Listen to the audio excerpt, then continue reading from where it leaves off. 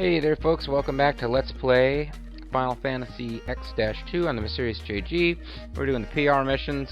Technically the way these work, you can switch back and forth from one campaign to the other, from our Open Air Ink to Argent Ink, and you lose half of whatever points you've accumulated. I think you need a total of 400 points in order to completely max the publicity level of a company. There's about 1,000 points you can earn overall through the 5 acts by talking to people. So theoretically, if you're paying very close attention, you can get to 800 points, then switch, which means you'll have maxed out one, and you can accrue about 200 points for the other, and then try to get the rest of them by playing the games and losing credits.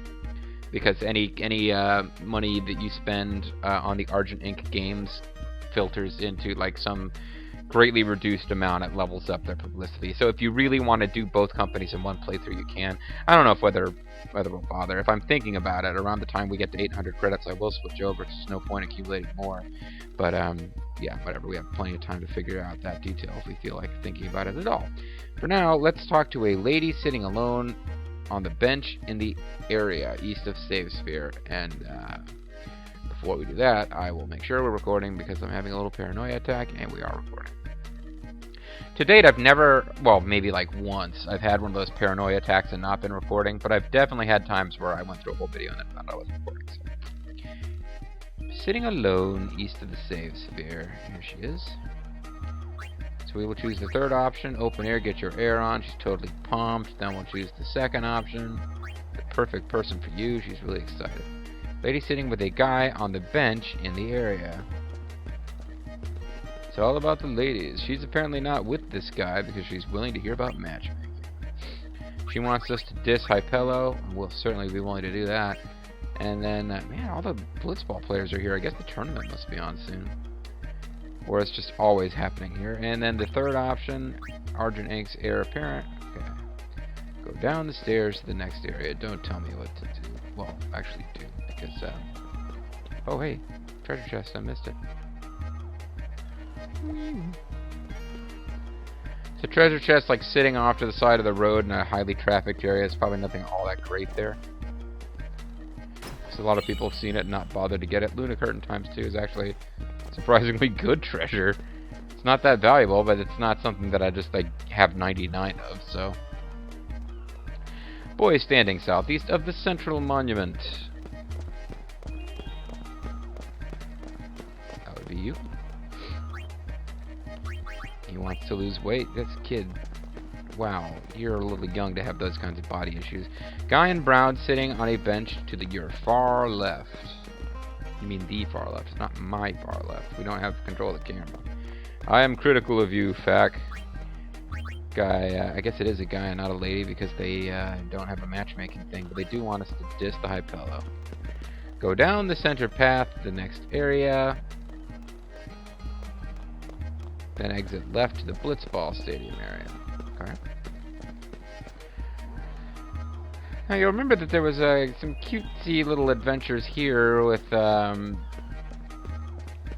following you as Titus around, and you got separated from Kamari because he was being picked on by the Ronso, and that's when she got kidnapped. And Kamari wasn't talking much at that point, but he was probably really devastated because he felt like he failed her and all that stuff. Yeah, the camera just moved around goofy on us. If there's time to have fun at a concert, then there's time to practice splits. Well said, Luca Goer girl. At one point, sadly enough, I would have known the name of the Luca Goers because I actually was playing against them in the Blitzball minigame so much. Okay, so a guy wearing all green with a green bandana randomly walking in. He just walks around all over the place, apparently. Kind of mean the publicity minigame would make you wait for people who just like randomly arrive and leave. It's a bunch of guys in all green too. Like Belgamine, was that your name? Or was that the name of one of the other Luca Goer ladies? Do you have a green bandana? I guess that's a green bandana. It looks like a blue bandana to me. But I don't know how many more people I'm gonna expect to walk around. It's not you. You don't have a bandana at all.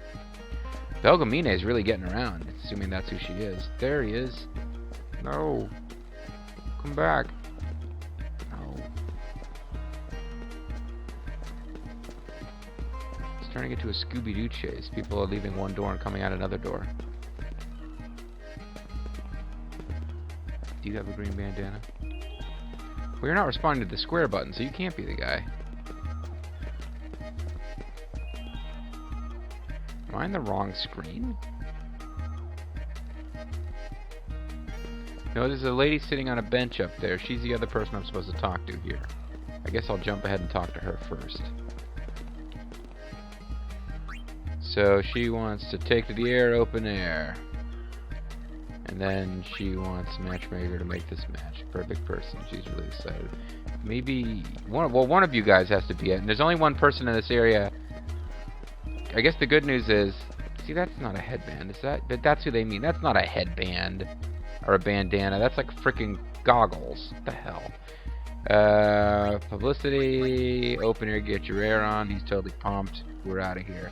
Now go down the stair from the above PR point area and exit left to the dock area and go all the way to the next area.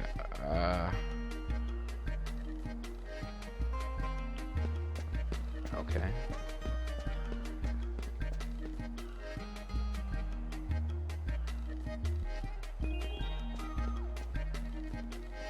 Oh, you know, we gotta be careful. It could be treasure hidden around here in these little nooks and crannies.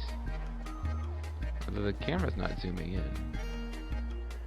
In the off-season, people are too laid back to work. Then once the season starts, people are too keyed up to work. No one ever works. That's what we're saying. Is this like the boat that we actually used to travel here from Besaid, the Leaky, in the last game? I don't know. Okay, a lady will appear from right exit on the screen. Oh, hey, there she is. Quickly. For her. Tell her that she's gonna lose weight, and then tell her that we got the perfect person. Great. Guy in white walking around a northern area. Oh, that's handy. This is the actual last place we need to visit here. No, don't cancel. What? No. Runaway suit open air. He's totally pumped. I might save just to showcase it. Save and show responses where people aren't excited. Anyway, so there's treasure in them there chests. Thunderspawn garment grid. I was just about to check the fact, thinking there was a garment grid to be found. So anything else worth? Oh,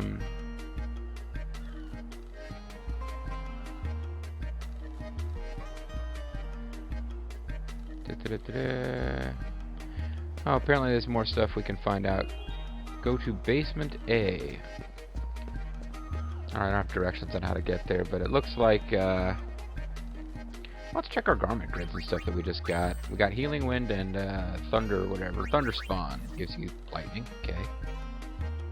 You get Lightning Eater just for equipping it, and Thunder, which is nice. If you travel through all three of them, you get the best lightning magics available. Right? And then Healing Path, I think I just always used to use this one early on in the game just because it meant everybody had Cure Magic, which seemed handy. Although now, considering how many freaking potions I have saved up from off-screening, I don't know that I can be bothered to equip a garment grid whose only benefit is that it gives everybody weak-ass Cure Magic. So if we try to go into the basement areas, this was like, these were the locker rooms for the Blitzball teams before. So there's a little scene here. There's Rin, that a wheeler dealer. Will he be voice acted, I wonder? He's coming over here to creep on us. He's totally not good with that guy. Or knock him aside. It's been too long. It's been too long. Entertainment. Hey, what happened to your boyfriend, the one I used to talk to? Spira time to relax and enjoy the finer things in life. What better time for me to introduce Sphere Break? Where I kick Won't you in the be long nuts. now before Luca will host the inaugural tournament. Oh, great. We'll have to be here for that, You are too. more than welcome to compete if you like. Matter of fact, I demand it. Should we? Yeah! Who cares? Ask around if you would like to know the rules of the game. Otherwise, just bet heavily. Idem hoc desa. See, we figured out what that meant. You can't fool us, Ren. So Ren must be the one tracking down these core spheres. Guy looks like he's stoned. I don't know why I think because he's slouched over. I don't know. I'm learning to play Sphere Break too. Maybe we'll play someday. I'm coming back someday. Gonna stay on you. Okay, so I use a coin to break the core. It puts the lotion on its skin. So now you see why the coins have numbers on them, right? No one is explaining the rules. What the fuck are you, anyway? Getting interested in Sphere Break? Not a bit. Ah, what a shame. Sure, we'll fake the funk so our nose will grow like yours. Then about face, you need to be in the hallway on the left side of the stairs. They're explaining the rules over there. I guess I can stop talking to these people. Is there any point in learning about this now? I guess if we go over here. Thank you, Fact, by the way. The guy I've been making fun of who was like laughing, LOLing so hard about Yuna. Now I'm looking at his Fact.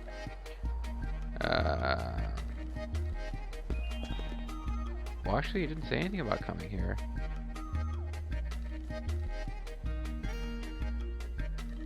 Okay, now it does say come here shortly. Guy will explain the rule of this guy, I guess. Wonders World of Sphere Break awaits. Do you have any questions about Sphere Break, of course? What's Sphere Break? Sphere Break is a brand new game brought to you by Lord Ren. Wait, who the fuck made him a lord? You would need a king or a queen to do that. Maybe not. I guess anybody can make a lord. To be a duke or duchess, it must be appointed. I know that from Terry Pratchett, of course. The game requires coins and a coin sphere to play. I'm Fake Toby. But to get started, all you need is some coins. The wondrous world of Sphere Break awaits. Do you have any questions about Sphere Break? Of course. What are coins for? For money. To put it simply, in Sphere Break, you use coins to defeat your opponent's core sphere.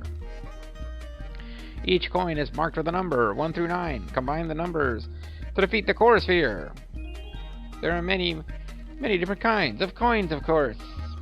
Some kinds of coins are probably still waiting to be discovered. What? They're like pogs. Is Alf returning in Sphere Break form? To succeed at Sphere Break, you'll need to find those coins and grab them. You do get some coins from the Baikonur Desert digging thing, so we probably have enough stocked up to play this stupid game. The wondrous world of Sphere Break awaits. Do you have any questions about Sphere Break? Of course. What's core sphere? You can't have a game of Sphere Break without coins in the core sphere. The core sphere is a spherical sphere, special sphere discovered by Lord Rin himself. What? You didn't just make it up. When the core sphere is combined with coins, a strange power is born. It is a power that can bring both great wealth and abject ruin to those it touches. Yeah, right. The essence of this power has been distilled into the game we call Sphere Break. You fucking... None of this makes any sense. At all. Tell me the rules. But enough of the small talk. On to the rules. You got 5 Helm coins, 5 Zurvan coins, 5 Coyote coins, 5 Plant coins. You can play with my practice core sphere until you get familiar with the game. I remember this being irritating. Welcome to the world of Sphere Break. Sphere Break is a race against the clock to create multiples of the core sphere's core number by combining the number of the 16 coins on the board.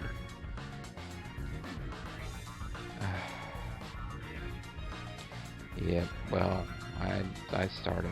The core sphere and coins. This tutorial covers the core sphere and coins, both critical aspects of the game of Sphere Break. Core sphere. The sphere in the center of the board is called the core sphere. Makes sense. It's a special kind of sphere full of dark power. Remember, he told us that. The number on the core sphere is called the core number. The core number can be any number from 1 to 9. In this example, the core number is 3. Entry coins. The 4 coins surrounding this core sphere are called entry coins. The entry coins are central to advancing the game and must be provided by the player. Without entry coins, you cannot play Sphere Break. You must have at least 4 different entry coins to play Sphere Break. Entry coins used in a game are lost once the game is over. However, there are places you can find new entry coins, and you can also win them while playing Sphere Break. You can sell any unwanted entry coins using the coin selection menu. Border coins. The 12 coins surrounding the entry coins are called the border coins. We need to build a fence around our border coins. Border coins are used in combination with entry coins. Altogether, there are 16 entry and border coins on the board at the start of the game. All coins are numbered from 1 to 9. Combine these numbers to make multiples of the core number.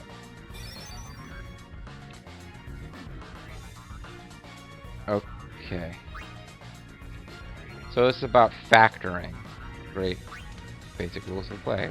Sphere Break is essentially a number game. No kidding. You win by combining the numbers on the coins to make multiples of the core number. Let's try combining some coin numbers. The core sphere displays the core number, which is 8 in the current example. The help window at the top of the screen contains 2 vital pieces of information. Sum shows the total of the currently selected coins. Break multiples shows the next 3 multiples of the core number. Getting the sum that equals a break multiple is the basic object of Sphere Break. We haven't selected any coins yet, so the sum is currently 0. Since the core number is 8, the next 3 break multiples are 8, 16, and 24. For this example, we need to select coins whose numbers add up to a multiple of 8. That is 8, 16, 24, 32, and so on. 40 would be next on that. Smart. The first coin selected must always be one of the 4 entry coins at the center of the board. Until we select our first coin, the help window will display choose an entry coin. Let's start by selecting the entry coin number 5. Okay. Selected coins will spin, so you can easily tell which coins have already been selected. The sum in the help window now shows 5. The total of all currently selected coins. Yes, so I go outside and grab a 3 and we have 8, and then what happens? Once selected, a coin remains selected up until the end of the turn. There's no changing your mind. Now that we've selected the first coin, a message in the help window changes to choose another coin. For the rest of this turn, we can freely choose from either entry or border coins. So now we have a multiple, the sum of 5, and the next 3 break multiples are 8, 16, and 24. If the sum were increased by 3, it would become 8, one of the break multiples. As luck would have it, there's a border coin number 3 right here, so let's select it and see what would happen. Sum is now 5 plus 3 equals 8, which equals one of the break multipliers. When the sum equals a break multiple, a core break occurs, and the turn ends. Let's take a close look at what we just did. Oh my god, seriously. We made a core break by selecting a border coin number 3. But what would have happened if we'd selected a border coin number 1? In this case, the sum becomes 6.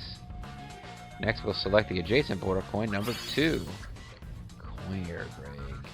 We first selected an entry coin number 5, and then a border coin number 1. Lastly, we selected 2.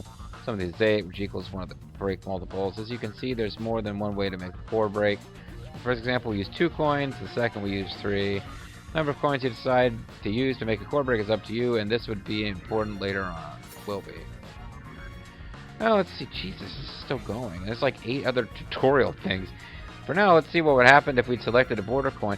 The really frustrating thing about this is they pitch it as a player versus player thing. Like, that's how it's presented in game. But it's not.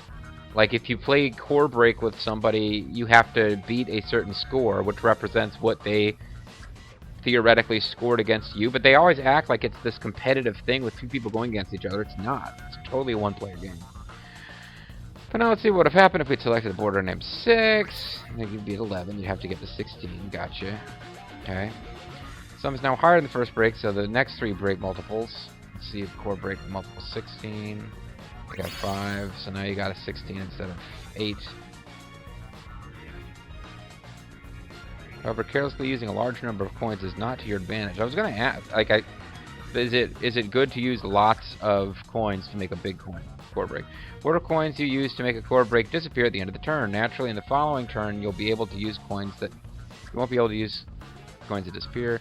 Entry coins, however, will never disappear. After a few turns have passed, border coins that have disappeared will reappear. You can again choose these coins like any others. Border coins other than those used when making a core break can also disappear. Well, then what's the fucking point? By design, border coins only remain on the board for a limited time. Each turn, the numbers on the border coins increase by 1. Border coins numbered 1 will be around for a while to come. Border coins numbered 9 will disappear at the end of the current turn, regardless of whether or not they were used to make a core break. Keep this in mind. This includes a tutorial and basic rules. Turns. This tutorial explains the concept of turns as they relate to sphere break. A game of sphere break consists of a series of turns. It's like a series of tubes to the internet.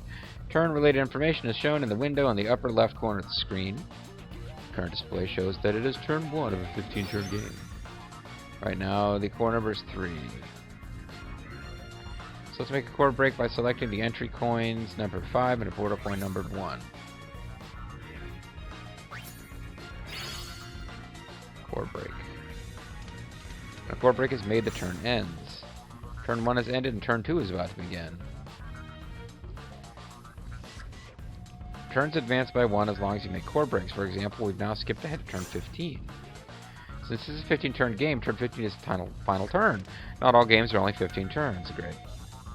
Let's go ahead and finish the turn. The core number is 9, so we need to make a multiples of 9. Right. We'll select entry coin number 5, 3, that's 8. Oh my god. Oh, I'm supposed to finish it. No, it's not letting me control it. I wasn't allowed to move, just to press the X button to select.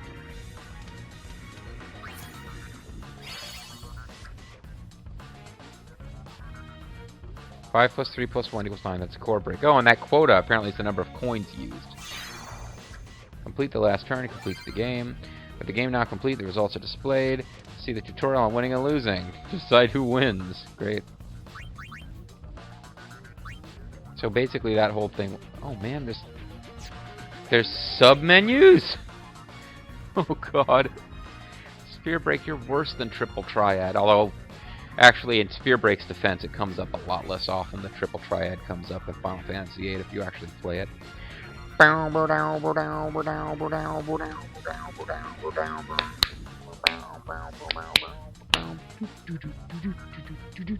Sorry. Flashing ahead to an LP that I might do. That'll be the nightmarish part of it. Anytime playing this game, Triple Triad or Sphere Break, I like to go, if you like to gamble, I'm your man. Win some, lose some, it's all the same to me. Ace of Spades, Motorhead, rest in peace, Lemmy. Winning and losing, deciding factors. God, actually, I need a drink of water here before I read another of these tutorials. Jesus.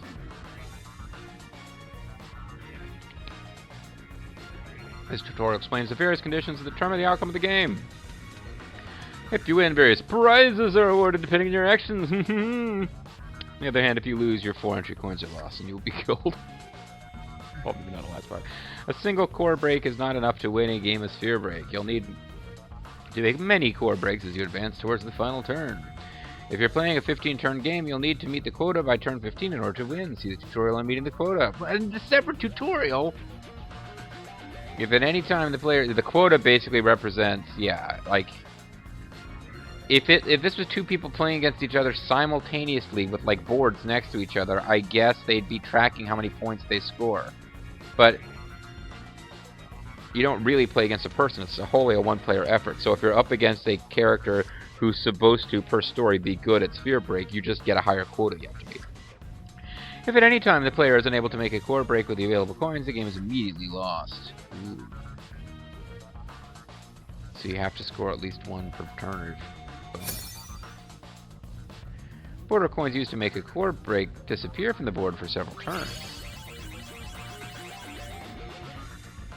Making a play like that dangerous, right? If you use too many coins in a given turn, you'll have fewer coins to choose from until the coins reappear. The fewer border coins that are on the board, the more difficult it is to make a core break. In this example, the sum is 19 and the core number is 8, so the next break multiple, well, you could have just done 5 and 3 or whatever, was 24. However, the only one remaining is 1. That will not form a core break. You immediately lose the game. Well, how do you score points in the quota? I believe it's by using border coins. This tutorial explains the quota. Border coins are used to make a core break disappear from the board for several turns, so it's generally advantageous to use as few border coins as possible. However, there is a minimum number of border coins that must be used to make core breaks in the course of the game. The quota is the number of border coins you must use by the end of the final turn in order to win the game. The quota is shown in the upper left window. Yeah, that's what I thought. The number on the right side is the quota needed to win the game. In this example, the quota is 20. This means you must use 20 border coins to make core breaks in 15 turns of play. The number on the left is the number of points you have earned towards the quota. For now, consider this number of border coins you have used to make core breaks. Since no border coins have been used to make a core break yet, the number is still 0. If you use 1 border coin to make a core break, then your quota increases by 1. For each border coin you select, you get 1 quota point. Remember that you can only get quota points by selecting border coins. If you use an entry coin to make a core break, it will not disappear, but you also won't get a quota point. So remember that making core breaks using only entry coins won't help you meet the quota. As soon as the quota is met, the player immediately wins and the game is over.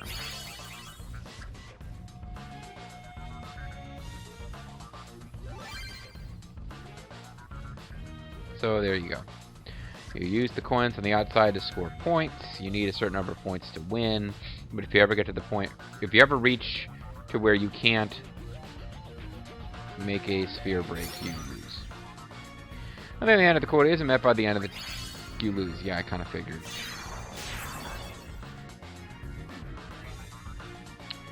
So in order to meet the quota, you need to use as many border coins as possible and make core breaks. Once border coins disappear for several turns, you run the risk of being unable to make a core break if you use too many. Ultimately, you need to find the right balance. Yep. Is that the end of the tutorials? Because I really feel like I understand how to play now. Time limit. Oh, I forgot about that. Crap. It explains the time limit. It's a number of turns. Each turn has a time limit. Blue numbers are the time limit. Core spheres limit is 60 seconds per turn, so each turn the player would have 60 seconds to make a core break. And you lose if you don't make it. Yeah, I didn't bother to read that because it seemed pretty self-explanatory. Previous menu, coin traits, and echoes. Following tutorial explains various coin traits, border traits. Border traits are special powers inherent to some coins. Moving the cursor of a coin will display that coin's stats. This coin is a border coin whose number is 3. It has no traits. Let's look at this border coin. Oh, it gives you plus 50 gil. Ooh. Moving the cursor to an entry coin also displays information about the coin. In this case, value 200 gil.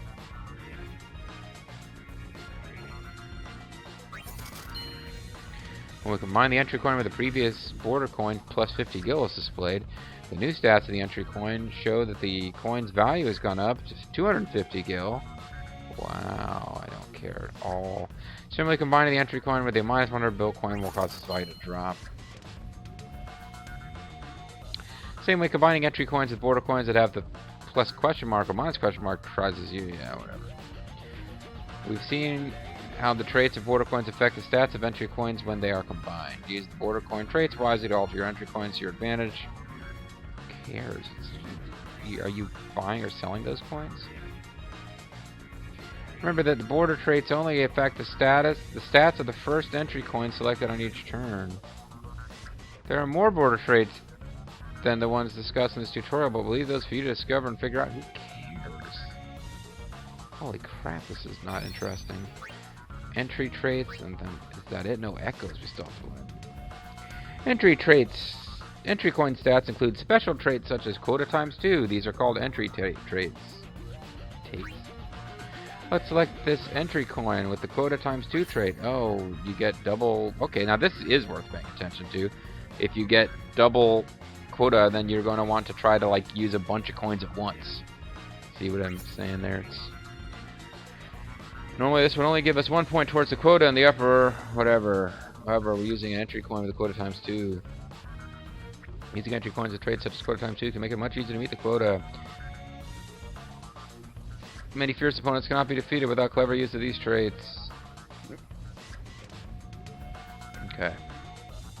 I think we will finish the tutorial and then call it an extremely dull video. Echo, echo, echo. Oh, thank goodness, it doesn't have a sub-menu. The following tutorial discusses echoes, an advanced sphere break technique.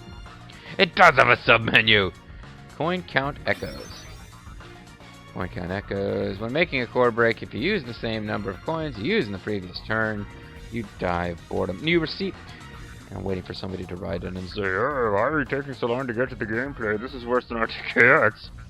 When making a chord break, if you use the same number of coins you used in the previous turn, you receive bonus quota points, making it much easier to meet the quota. Okay. Okay, so try to shoot for the same number. Oh, coin? I fucking want to keep track of coins. This thing is called a coin count echo. I think you just have to luck into that when it happens. If any of the 4 entry coins you choose to begin the game with have the C count echo trait, coin count will appear in the middle of the left window. Top number is the number of coins you used to make the chord. The bottom number shows how many turns you've successfully echoed in that coin count. Oh, well, we're just talking about... Okay, we're talking about physical coins, not the gil. Hey, I thought it was getting into, like, that gil plus 50 crap. This I could probably do. Yeah, if you get coin count, then you're going to want to try to get an echo with 3 each time. Or whatever. Start by making a regular chord break. 5 plus 3...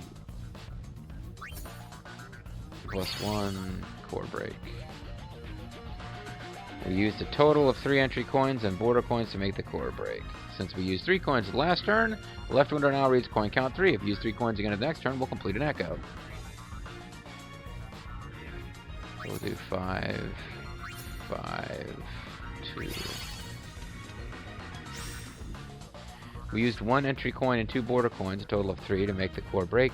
Since we successfully echoed the previous turn, the message echo bonus is displayed. Normally this chord break would give us 2 quota points, 1 for each border coin. However, we also get the echo bonus, which is equal to the border coins used times the number of consecutive echoes.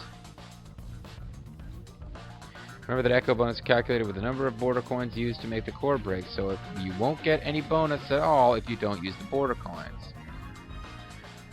Alright, so if you have one that has the echo bonus trait, try to use it and do, try to get the same number, probably easiest with like 3 or 4, something small, a couple times in a row. So, if you make another echo on the next turn, echo times 2 using 2 bonus coins, the echo bonus will be 2 times 2 equals 4 quota points. Keep echoing using 2 border coins, your bonus will climb to 6, 8, 10. The longer you keep it up, the higher the bonus. However, if you fail to make an echo, the count will drop back to echo times 0, and you have to start again.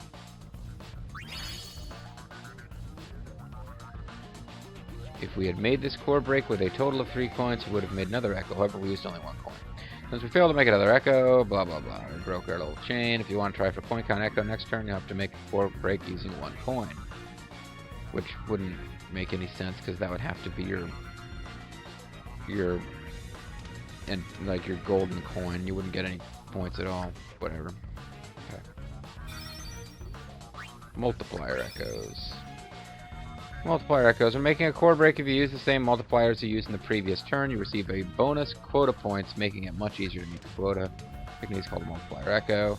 If any of the 4 entry coins you choose to begin with have the multiple echo trait, multiplier will appear in the middle of the left window. The top number is the multiplier used to make a chord break in the previous turn. Multiplier. Bottom number shows how many turns you've successfully echoed the multiplier. Demonstrate to make a chord break. Current core number is 2.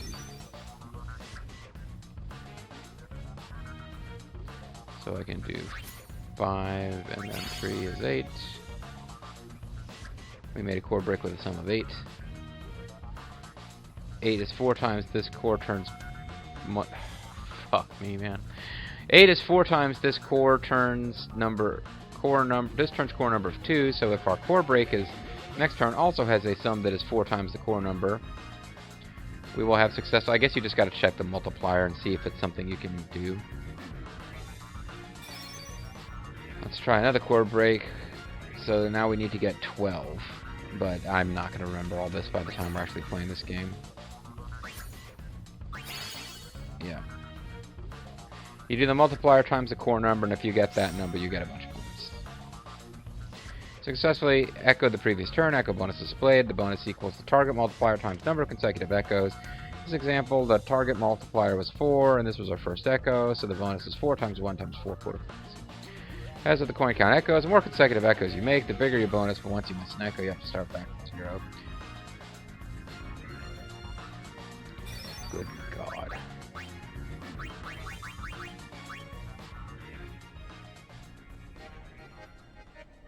Let me escape from this nightmare. The only time I remember you actually playing Sphere Break is you come to Luca during a different act of the story and play it. And it's like you win a garment grid if you win the tournament. I don't even think we're allowed to play individual games with people just for, quote, pleasure.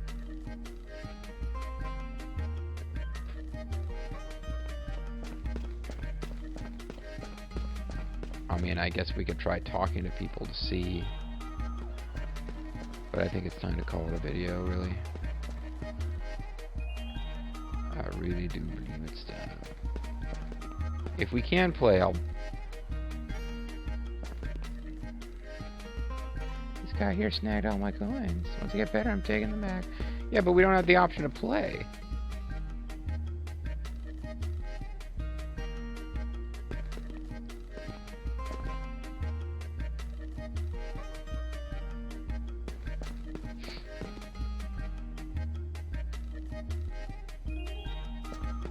Well, I don't see a way to play these kids, but I don't care, because it's time for this video to be over.